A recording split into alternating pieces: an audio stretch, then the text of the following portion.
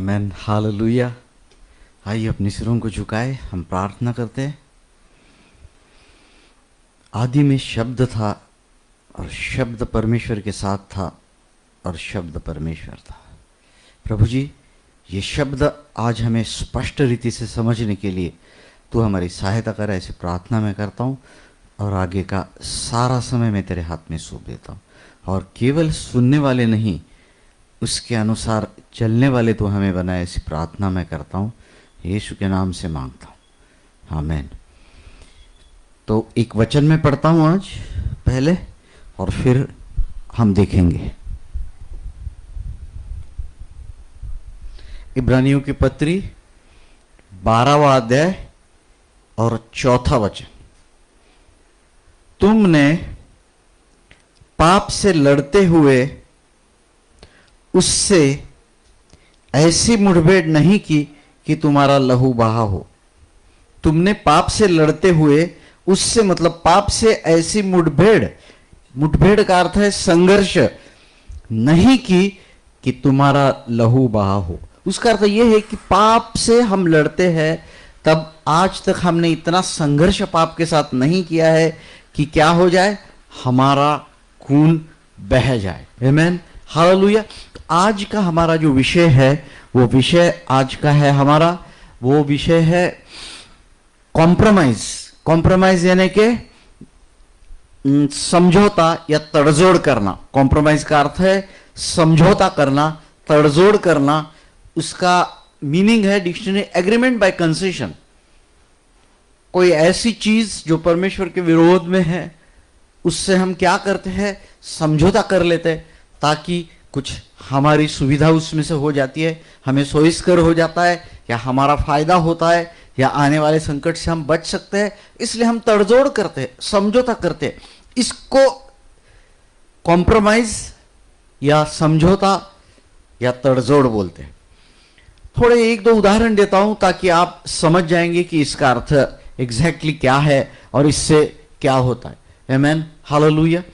तो सबसे पहले बात यह है कि ये जो कॉम्प्रोमाइज है, जीवन में कठिन प्रसंग आते, मुसीबत आती है, समस्या आती है, ऐसी स्थिति उत्पन्न हो जाती है कि बहुत ही कठिन, आगे चलना मुश्किल हो जाता है। हम क्या करें, हम क्या नहीं करें, यह हमारी समझ में नहीं आता है। तब हमारे सामने दो रास्ते रहते, ऐसे मोड़ पे हम आ जाते हैं, क्रॉस रोड जिसको कहते हैं। सामने दो रास्ते रहते, एक यीशु, उसका परमेश्वर का राज्य, उसके सिद्धांत, और दूसरी साइड में संसार, दुनियादारी और उसके सिद्धांत। कैसे, ये थोड़ा फर्क मैं आपको समझा दूं कि जैसे प्रभु यीशु मसीह ने कहा है, दियो तो तुम्हें दिया जाएगा। शत्रु से भी प्रेम करो, अपने पड़ोसी भी प्रेम करो। कोई 1 मील ले जाता है, 2 मील चले जाओ। कोई बनियान मांगता है, उसको कुर्ता निकाल के दो। और ये यीशु के सिद्धांत, परमेश्वर के राज्य के सिद्धांत। और दूसरे साइड में दूसरा रास्ता है। क्या है वो? जितना इकट्ठा करो ले लो। कोई परिस्थिति ऐसी उत्पन्न हो जाती है, अपना शेयर निकाल लो। जितना जमा करो उतना बढ़ेगा। अगर हो सकता है जबरदस्ती मिलता है, वो भी ले लो। किसी तरीके से इकट्ठा करना और जमा करना है। ये दुनिया के सिद्धांत है। और एक बाजू यीशु का रास्ता है, एक बाजू दुनिया का रास्ता है। एक बाजू सकरा मार्ग है और छोटा फाटक है, दूसरे बाजू में बड़ा रास्ता है और बड़ा फाटक है। तो कई बार ऐसे हो जाता है कि हम क्या करते हैं, मुसीबत, समस्या, सतावट आती है, परिस्थिति गंभीर हो जाती है, तकलीफ होती है, लोग विरोध में जाने की संभावना होती है। उस समय हम क्या करते हैं, अभी मनुष्य का स्वभाव है, human tendency, we choose the path of least resistance, जिसमें विरोध कम है। क्या करते हैं, वो मार्ग हम चुन लेते हैं। मगर वो मार्ग परमेश्वर का है क्या, कि सिर्फ हमारी सुविधा के लिए, हमारे आराम के लिए वो हम मार्ग चुनते हैं? यह हमें देखना पड़ेगा। और जब हम ऐसे नहीं करते हैं तो उसका अर्थ हम कॉम्प्रोमाइज। अभी मैं एक दो उदाहरण देता हूं तो आप समझ जाएंगे मैं क्या बोल रहा हूं। गर्मी की छुट्टियां लगी है, सभी लोग गांव जा रहे हैं, आपको भी गांव जाना है। समझो आप यूपी जा रहे हैं या उड़ीसा जा रहे हैं। और आपको ट्रेन का रिजर्वेशन नहीं मिलता है, आप बोलते हैं नहीं मैं चालू में जाऊंगा। जब आप प्लेटफॉर्म पे पहुंच जाते हैं, ट्रेन इतनी भीड़, प्लेटफॉर्म के अंदर चढ़ना मुश्किल, आप सोचते हैं अभी क्या करूं। आपकी नजर टीटी के ऊपर चली जाती है, टीटी मिलता है ब्लैक कोट डाल के वहां पे, आप उसको अप्रोच करते हैं। अभी समझो एक बर्थ का 100 रुपया है, तो 100 रुपए की रिसीट आपको पकड़ा देगा, मगर वो बोलता है आपको 300 रुपया देना पड़ेंगे। अब समझ रहे हैं मेरी बात को, मैं क्या बोल रहा हूं। टिकट बर्थ की कीमत कितनी है, 100 रुपए का रिसीट मिलता है और मांग रहा है कितना, 300। आप सोचते हैं अरे चालू डब्बे में सांस लेने को जगह नहीं, मैं 2 दिन कैसे इसमें जा सकता हूं। आप क्या करते हैं, चुपचाप से उसको 200 रुपया रिश्वत या लाच या घूस दे देते और गाड़ी में बैठ के चले जाते। एक उदाहरण मैंने दिया आपको, जिंदगी में ऐसे कई उदाहरण है। समझो आप रेशन कार्ड निकालने के लिए जाएंगे, रेशन कार्ड फ्री में मिलता है, मगर वहां भी टेबल के नीचे से पैसे देंगे तो आपको बिना तकलीफ मिल जाएगा। अगर समझो आपने दूसरा घर लिया है, इलेक्ट्रिसिटी का मीटर आपके नाम पे करना है, उधर जाएंगे कुछ पैसे टिकाएंगे, आपका काम हो जाएगा। कदम कदम कदम पर आपको 2 रास्ते रहते, एक परमेश्वर का रास्ता और एक दुनिया का रास्ता। आप कई बार समझौता करते। ये तो छोटे उदाहरण दिए, जरा बड़ा उदाहरण मैं आपको दे दूं। कई बार ऐसा हो जाता है कि जैसे शादी है, 2 कोरिन्थियंस 6:14 के आगे स्पष्ट रीति से लिखा है, एक विश्वासी और एक अविश्वासी की शादी नहीं हो सकती। अगर समझो कोई लड़का है, उसको शादी करनी है, कोई लड़की है और सामने वाला व्यक्ति अविश्वासी है, आप क्या देखते हैं, कितना पढ़ा लिखा है, नौकरी किधर है, पगार किधर है, रहने के लिए घर है क्या, दिखने में कैसा है, स्वभाव कैसा है। अब ये नहीं देखते उसका नया जन्म हुआ है क्या, सारी बाहरी संपत्ति कितनी है, जायदाद कितनी है, कितने डिग्रीज है उसके पास, ये आप देख लेंगे। मगर विश्वासी है कि नहीं, और अगर नहीं भी है तो नजरअंदाज करके आप समझौता करके शादी करते हैं या कर लेते हैं। कई बार मां बाप विश्वासी होने के बावजूद भी ऐसा कराते हैं शादी, ये भी तो एक कॉम्प्रोमाइज है। कई बार कई जगह पे लोग आपको बुलाते, कई चीजें ऐसी रहती है, फंक्शन रहता है, पार्टीज रहती है, वेट पार्टीज रहती है, या किसी का 10वां किसी का 13वां, कुछ भी रहो आपको जाना पड़ता है। आप नहीं जाएंगे तो सामने वाला आदमी आपसे नाराज हो जाएगा, चिढ़ जाएगा, तो आप क्या करते, नहीं मैं जाता हूं। कदम कदम पे आपके सामने चुनौती रहती है, फैसला करना पड़ता है, छोटे मार्ग से जाऊं बड़े मार्ग से जाऊं, छोटे फाटक से जाऊं बड़े फाटक से अंदर जाऊं।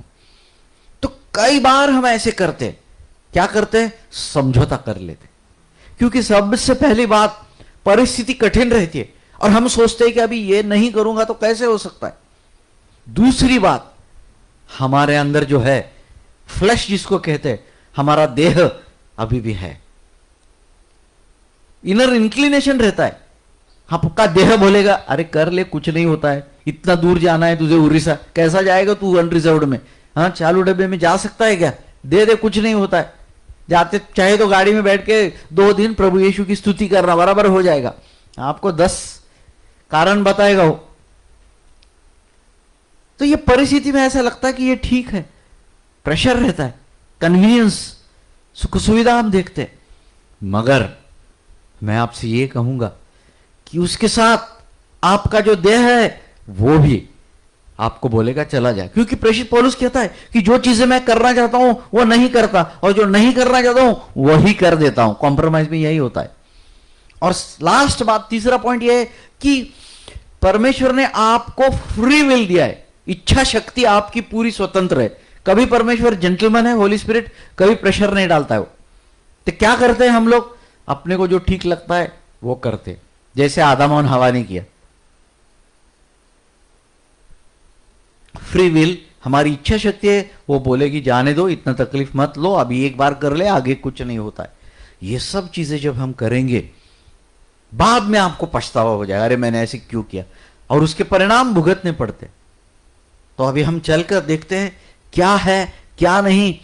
पर एक बात करना कि कभी भी अगर ऐसी गलती भी हो जाए, कभी पीछे हटना मत, फिर भी यीशु के साथ हमें आगे चलना है। पवित्र आत्मा आपको बताएगा, वो मैं आपको बाद में बताता हूं। तो जिंदगी में ऐसी, जीवन में ऐसी कौन सी चीजें हैं जिससे हमें समझौता बिल्कुल नहीं करना चाहिए। और एक विश्वासी होने के नाते, एक शिष्य होने के नाते, एक प्रभु यीशु मसीह का चेला होने के नाते आपको कभी भी ऐसा नहीं करना चाहिए। सबसे पहली बात, पॉइंट नंबर 1, मैं आपको एक 5-6 पॉइंट बताऊंगा और ये 5-6 पॉइंट आप याद रखना। 6 पॉइंट बताऊंगा। सबसे पहली बात है पाप।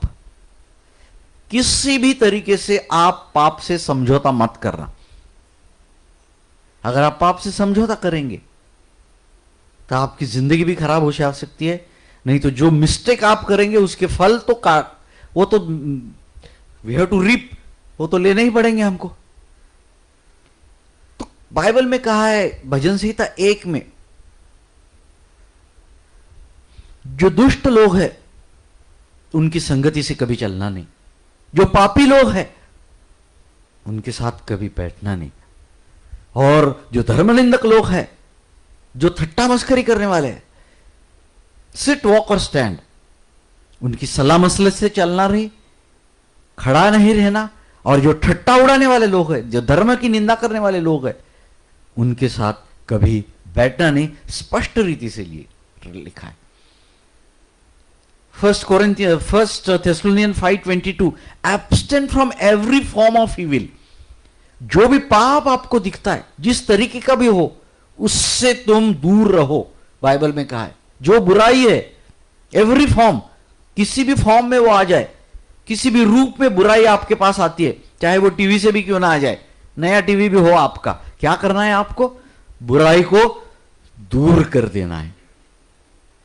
रोमियो की पत्री 12वें अध्याय और 11वें वचन में लिखा है कि पाप से घृणा करो और जो सच्चाई है उसको पकड़े रखो, थामे रखो। हालेलुया। इतना ही नहीं, एफिशियंस 5:11 में कहा है expose, have no part with unfruitful works of darkness, instead expose them. जो अंधकार के पाप के काम है उसमें जो कुछ फल नहीं देते, तुम्हारा कोई भाग नहीं रहे उसमें, बल्कि उनको प्रकाश में लाओ, उनको एक्सपोज करो, लोगों को बताओ कि ये गलती है। अगर हम ऐसा नहीं करेंगे तो बड़ी आसान बात है। एक उदाहरण मैं देता हूं आपको, किसका? शमसोन का, सैमसन। 15वें 16वें अध्याय में सब आपको मिल जाएगा। तिम्ना इस जगह पे गया, एक अच्छी लड़की दिखी उसको, उसके पीछे पड़ गया, बोला मेरे को शादी करने का उसके साथ। लड़की कौन थी? अन्य जाति की, पलिष्टी। शमसोन कौन था? विश्वासी था, नाजिर था परमेश्वर का। समझ रहे? उसके बाद गज्जा इस जगह पे गया, एक वेश्या मिल गई, उसके साथ रहने लगा। उसके बाद सोर नाम के तर्रई में गया, उधर दलीला नाम की एक स्त्री मिल गई, वो भी अन्य जाति की थी, उसके साथ रहने लगा। अंत में क्या हो गया? मर गया वो। अंत में क्या हो गया? एक जोकर के नाते, जिसके जन्म के विषय में परमेश्वर ने 2 बार दूध भेज के नक्की किया था, वो क्या हुआ? एक विदूषक, एक जोकर बन के मर गया और सबको लेके मर गया। पाप जो है करेंगे तो उसके परिणाम तो भुगतने पड़ेंगे। किसी वो उसके तो उस समय पे आप शैतान के ऊपर मत टिकट फाड़ना, बोलना अरे शैतान बार बार फंसाता है। बिल्कुल नहीं। आप अपनी सुविधा, आप अपनी शरीर की लालसा के लिए समझौता करते, दूसरे के ऊपर मत ढकेलना। एटलीस्ट उस समय पश्चाताप करेंगे और पापों को छोड़ देंगे और यीशु को बुलाएंगे तो हम बच सकते हैं। आमीन। पॉइंट नंबर 1, पाप से किसी भी तरीके का समझौता या कॉम्प्रोमाइज नहीं करना। हालेलुया। अब दूसरी महत्वपूर्ण बात है पवित्रता। जहां तक पवित्रता का विषय है, आप चाहे आपके मन के विचार हो, चाहे आपके मुंह से निकली हुई बात हो, चाहे आपके हाथ से किए हुए काम हो, हर काम परमेश्वर के वचन के अनुसार पवित्र होना चाहिए। अगर आपको पवित्र आत्मा अंदर बोलता है ऐसा मत कर, ऐसा मत कर, तो उसकी आवाज को सुनना और ऐसे मत करना। प्रारंभ की किताब 39 में एक कम अध्याय है, 39वां अध्याय है, उसमें कहा गया है यूसुफ एक नौजवान लड़का था, दिखने में सुंदर था और क्या कर रहा था? फारो के घर में, पोटीफर के घर में गुलाम बोल के काम कर रहा था। जब एक दिन उसकी पोटीफर की पत्नी ने देखा घर में कोई नहीं, यूसुफ अकेला है, उसने उसको पकड़ लिया, बोली मेरे साथ सो जा तू अब। यूसुफ ने अपना वस्त्र उधर छोड़ के भाग गया, जिसके कारण वो स्त्री ने साजिश रची और उसको जेल भेज दिया। पर यूसुफ ने पवित्रता में कोई तड़जोड़ नहीं की, कोई समझौता नहीं किया। आमेन, हालेलुया।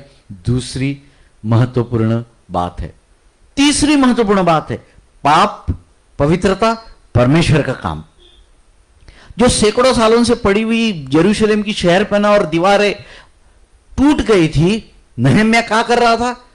उस दीवार को बांध रहा था। किधर लिखा है? नहम्याह की किताब में 6वें अध्याय में।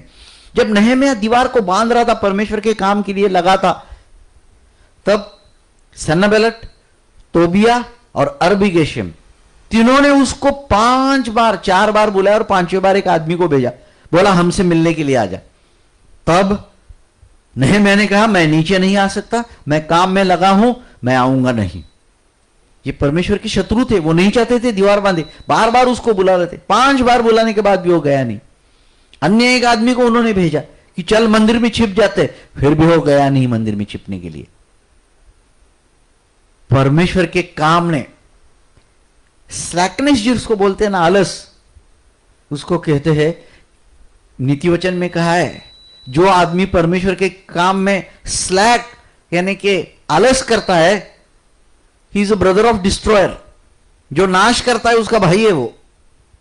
तो परमेश्वर का काम, 3 चीजें मैंने आपको बताया। चौथी बात मैं आपको बताता हूं। अभी कभी परमेश्वर के काम में, जो भी काम परमेश्वर ने आपको दिया है, हो सकता है एक छोटा सा हाउस ग्रुप लेने की, हो सकता है चर्च में बेंच पोसने की, हो सकता है इलेक्ट्रिक कनेक्शन लगाने के लिए, मगर आपको उस ईमानदारी से करना पड़ेगा। हालेलुया। पॉइंट नंबर 4, आपका विश्वास के साथ कभी समझौता मत करना। दानियल की किताब 3 अध्याय में लिखा है, जब नबूकदनेस्सर राजा ने एक बड़ी मूर्ति बनाई, कितनी बड़ी? 90 फीट ऊंचाई और कितनी चौड़ाई? 9 फीट चौड़ाई, पूरे सोने की। और सब गाने बजाने वाले उधर लगाए और बोले जब भी ये लोग अपनी तुरई, वीणा, सतार, डफ, जब तंबोरा जब बजाएंगे तो सभी लोग मुंह के बल गिर के उस मूर्ति को नमन करना। और उसके बाद जब ये राजा की ऑर्डर निकली, शद्रक, मेशक, अबेदनेगो या हनन्याह, मिशाएल, अजर्या, तीनों ने नहीं किया मूर्ति को नमन। उनको नबूकदनेस्सर के सामने लाने, राजा के सामने लाया गया। राजा बोला तुम अभी मेरे सामने इस मूर्ति को नमन करो, नहीं तो मैं तुमको अग्नि की भट्टी में डालूंगा। और उसको पूछा कौन सा परमेश्वर है जो तुमको बता सकता है? उन्होंने कहा तेरे प्रश्न का उत्तर देने की कोई हमको जरूरत नहीं, हमारा परमेश्वर जिंदा है, वो जरूर हमें बचाएगा अग्नि की भट्टी से, और वो अगर नहीं भी बचाएगा तो भी हम तेरी मूर्ति को नमन नहीं करेंगे। आमेन, हालेलुया। यह है विश्वास। विश्वास की रखवाली आपको करनी है। बाइबल में आज्ञा दी है, आपको कभी विश्वास के साथ समझौता नहीं करना है। चौथी बात मैंने आपको बताई। 5वीं बात अभी मैं आपको बताता हूं, वर्शिप, आराधना। ये तो शैतान चाहता ही नहीं कि तुम यीशु की आराधना करो। शैतान बोलेगा मेरी आराधना करो, बाद में बताता हूं मैं आपको। तो इसमें हम देखते हैं अभी निर्गमन की किताब 5वां अध्याय और 5 से लेकर 10वें अध्याय तक, ये सब चीजें जो मैं भी बोल रहा हूं, निर्गमन की किताब 5वां अध्याय से लेकर 10वें अध्याय तक। जब मूसा और हारून गए किसके पास? फिरौन के पास, और कहे हमारे परमेश्वर ने हमें सूचना और आदेश दिया है कि ये जो इस्राएल के लोग हैं जो तुम्हारी दास्यता में है, अभी जो काम करते हैं बिगारी का, उनको यहां से दूर 3 दिन की यात्रा पर निर्जन प्रदेश जंगल में लेके जाओ और मेरी आराधना करो। तो फिरौन पूछने लगा कौन है तुम्हारा परमेश्वर और मैं क्यों उसकी बात मानूं, मैं जानता भी नहीं उसको। और जब उसने बोला मैं जाने नहीं दूंगा आराधना करने के लिए, वर्शिप करने के लिए, तो परमेश्वर ने क्या किया? मैं शॉर्टकट में आपको बताता हूं कि परमेश्वर ने 4 पीड़ाएं उसके ऊपर भेजी। जो नील नदी है उसका पानी खून बन गया, रक्त हो गया। डांस भेजे, मच्छर भेजे, ऐसे 4 चीजें भेजने के बाद वो तैयार हो गया और वो बोला ठीक है आराधना करने के लिए जा रहे हो, जाओ, ज्यादा दूर मत जाना। फिर वो लोग बोले ऐसे कैसे हो सकता है, इसी देश में आराधना करो। नहीं कहा हम इस देश में नहीं करेंगे, इस देश में नहीं कर रहे हो तो जाओ पर ज्यादा दूर मत जाओ। देखो स्टेप्स, पहले जाओ मत। दूसरा स्टेप, इसी देश में आराधना करो। तीसरा स्टेप, जाना है तो दूर मत जाओ। फिर परमेश्वर ने और 4 पीड़ाएं भेजी, मक्खियां भेजी और अन्य चीजें, बड़े बड़े फोड़े वोड़े आ गए, पीड़ाएं। फिर उसने क्या कहा, अब जाना है तो जाओ। और 4 पीड़ा मतलब 8 पीड़ा होने के बाद उसने बताया जाना है आराधना करने के लिए तो जाओ, सिर्फ पुरुष लोग जाओ। फिर परमेश्वर ने क्या किया, 9वीं पीड़ा भेजी, पूरा अंधकार 3 दिन के लिए। फिर 9 पीड़ाओं के बाद बोला अच्छा ठीक है, पुरुष लोग बाल बच्चे भी जाओ, तुम्हारे गाय भैंस बैल इधर ही रखना। देखो कैसा, तुम जाओ ना, आराधना करने के लिए जा रहे हैं। पहले बोला पुरुष ही जाओ, बाद में बोला ठीक है तुम्हारा परिवार लेके जाओ, गाय भैंस और बैल मत ले जाना, उधर ही रखना। फिर लास्ट में जब 10वीं पीड़ा आई, परमेश्वर ने पहलोटे को मार दिया, तो क्या हो गया, तब वो बोलने लगा तुम्हारे गाय भैंस बैल बच्चे पुरुष जहां जाना है जाओ, आराधना करो। आप देखो स्टेप, मत जाओ, इसी देश में करो, ज्यादा दूर मत जाओ, पुरुष जाओ और गाय भैंस बैल मत लेके जाओ। और यहां एंड में जब परमेश्वर का हाथ उसके ऊपर गिर गया, तब उसने छोड़े। बिल्कुल शैतान आज की वही स्ट्रैटेजी है। कैसा है ये, आपको मालूम है रविवार सुबह 10 बजे 11 बजे चर्च रहता है, आप उठ के देखेंगे बच्चे तैयार नहीं है, सिर्फ पुरुष चले, खाना तैयार नहीं है, स्त्रियां घर में। यही है, वो उधर थोड़ा सा फर्क है, मगर आपको यह समझौता नहीं करना है। यहां तक यहोवा की सेवा का सवाल है, मैं और मेरा परिवार, मेरा कुटुंब, हम सब मिलकर यहोवा की सेवा और आराधना करेंगे। जैसे यहोशू ने कहा, ऐसा आपका नजरिया और मनोवृत्ति होनी चाहिए। बराबर है। 5वीं चीज मैंने आपको बताई, वर्शिप। ये बिल्कुल आप सावध रहना, कुछ नहीं तो रविवार को सुबह नहीं तो रविवार को रात को आपके घर में जरूर झगड़ा होगा। सॉरी, शनिवार को रात को नहीं तो रविवार को सुबह झगड़ा होना ही है, मैं बताता हूं आपको, और कुछ नहीं तो अनुभव से बताता हूं। शनिवार रात को रविवार सुबह कुछ ना कुछ किटकिट हो जाएगी, झगड़ा हो जाएगा, मूड खराब हो जाएगा, कोई भी नहीं जाएगा। मगर ऐसा कभी मत करना, कॉम्प्रोमाइज मत करना।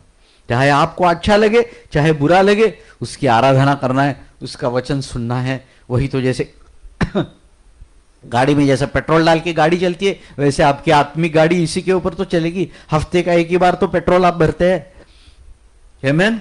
अब लास्टली 6वां पॉइंट मैं आपको बताता हूं, रॉन्ग टीचिंग। वर्शिप के बाद रॉन्ग टीचिंग। पहला पाप, दूसरा पवित्रता, तीसरा परमेश्वर का काम, चौथा विश्वास, 5वां वर्शिप यानी कि आराधना, और 6वां रॉन्ग टीचिंग। रॉन्ग टीचिंग का अर्थ क्या है, गलत शिक्षण देने वाले, भरमाने वाले, गलत शिक्षण देने वाले बहुत लोग आजकल निकल चुके हैं। कौन है वो? Only Jesus, only Jesus, Jehovah witness, Mormonism, free missionary, यरूशलेम माता, और आजकल एक्यूमिनिज्म, सबको एक करो, कैथलिक जो पंथ है। आपको इनके शिक्षण से दूर रहना है। प्रभु यीशु मसीह परमेश्वर का पुत्र अर्थात परमेश्वर मनुष्य का रूप धारण करके इस धरती पर आया। यह बेसिक फंडामेंटल टीचिंग है, और बाइबल परमेश्वर का वचन है, और वही परमेश्वर है साक्षात। इसमें कोई चीज ऐड कोई कम नहीं हो जाएगी। ये छोड़ के जो गलत शिक्षण देने के लिए आपके पास आते हैं, उसका क्या करो? नमस्कार मत करो, स्वागत मत करो, उनको अपने घर में मत बुलाओ। अगर बुलाओगे, कई बार लोग बुलाते हैं, सुनते हैं, यरूशलेम माता वाले लोग आए, सुनो सुनो, बाइबल में स्पष्ट रीति से कहा है, उनको स्वागत करोगे, घर में बुलाओगे, तो उनके साथ तुम भी दोषी ठहराए जाओगे। आप समझ रहे हैं इस बात को? गड़बड़ तो वो कर रहे हैं, आप उनका स्वागत कर रहे हैं, आप भी दोषी हो गए, उनको दंड मिलेगा तो उनके साथ आपको भी सजा मिल जाएगी। क्यों इतना झंझट करके लेना? जो बाइबल है पढ़ो। जैसे बिरिया के क्रिश्चियंस होते, सामने वाली व्यक्ति जो बोलती है सच है कि गलत है, बाइबल खोल के देखते, इसलिए उनको बाइबल में नोबल, उदार मनाचे कहा गया है। बिरियंस, बिरिया के लोग, हिंदी में बिरिया बोलते उसको, इंग्लिश में बिरियंस बोलते, बिरयानी नहीं है, बिरियंस। समझ गए इस बात को? तो मैंने आपको 6 बातें बताई। इन बातों पर आपको क्या करना है, कभी समझौता नहीं करना। मगर ऐसा है कि कई बार हमारे से गलती हो जाती, हम गिर जाते, उस समय आपको पीछे नहीं हटना चाहिए। अभी एक उदाहरण देता हूं। कोई व्यक्ति है, हमारे चर्च में ऐसा बहुत होता है, ये विश्वासी तो कई अविश्वासियों के साथ शादी कर लेते और करने भी जा रहे कई, तो क्या होगा उसका, जिंदगी भर उसके रीप द फ्रूट्स, क्या करना पड़ेगा, उसका फल मिलेगा ना आपको। मगर उस समय आप पीछे मत हटना, यीशु को देखना। आप क्या करना, यह हमेशा यीशु को देखते रहना। इब्रानियों की पत्री 12वां अध्याय पहले 1-2 वचनों में लिखा, let's run with perseverance the race that is set before us, looking unto Jesus the author and the perfecter of our faith. यीशु को देख के अपनी जीवन की दौड़ लगाओ। हालेलुया। यीशु को देखो तो आपको समझ में आएगा। आपको जो जीवन की दौड़, भले आप गिर भी गए हो, यीशु को देख के उठ जाओ। यीशु ने की हुई चीजें देखो, यीशु ने कैसे किसी के साथ कॉम्प्रोमाइज नहीं किया, ये सोचो। 2 बार यीशु के ऊपर ऐसी नौबत आई थी, मतलब कई बार, पर कम से कम 2 बार मैं आपको बता दूं। मैथ्यूज चैप्टर 4 वर्स 8, क्या लिखा है मत्ती 4:8 में, जो उस यीशु की परीक्षा चल रही थी, उसका 40 दिन उपवास के बाद शैतान उसके पास आया, उसको बड़े पर्वत पे लेके गया और पूरा वैभव दिखाया। और वैभव दिखाने के बाद, अगर तू मेरे पैर पड़ेगा, मेरी आराधना करेगा, तो मैं ये सब तुझे दूंगा। यीशु ने कहा, निकल जा शैतान यहां से। आज वो आपके पास भी आ सकता है। आप क्या बोलेंगे, अरे रे ये तो परमेश्वर की ओर से आया वो आशीष है। ऐसा गलत मत सोचना। हमेशा पवित्र आत्मा को पूछना, ये कहां से आई हुई बात है। शांति लगी, गो हेड। अंदर अशांति, पीछे हटना 1 कदम। पिलातुस के सामने यीशु खड़ा था, जॉन चैप्टर 19 वर्स 10। यीशु को उसने पूछा, तू कहां से आया? यीशु ने कोई उत्तर नहीं दिया। पिलातुस ने पूछा, अरे तू, मैं प्रश्न पूछ रहा हूं, तू उत्तर नहीं दे रहा है, तुझे ये मालूम है क्या कि मेरे हाथ में इतना अधिकार है कि मैं तुझे सूली पे चढ़ा सकता हूं या छोड़ भी सकता हूं, यहां से रिहा कर सकता हूं? यीशु ने कहा, जब तक तुझे ऊपर से नहीं दिया जाता है, तू कोई अधिकार मेरे ऊपर चला नहीं सकता। आमीन। यीशु को देखो, यीशु को देखो, वचन को देखो उसके। परमेश्वर आपको धीरज देगा, शांति देगा। तो जो समझौता करने के बाद, समझो किसी ने अविश्वासी के साथ शादी कर ली, बस जिंदगी भर झगड़े, मारपीट, पुलिस स्टेशन चालू हो सकता है। उस समय क्या करना चाहिए आपको?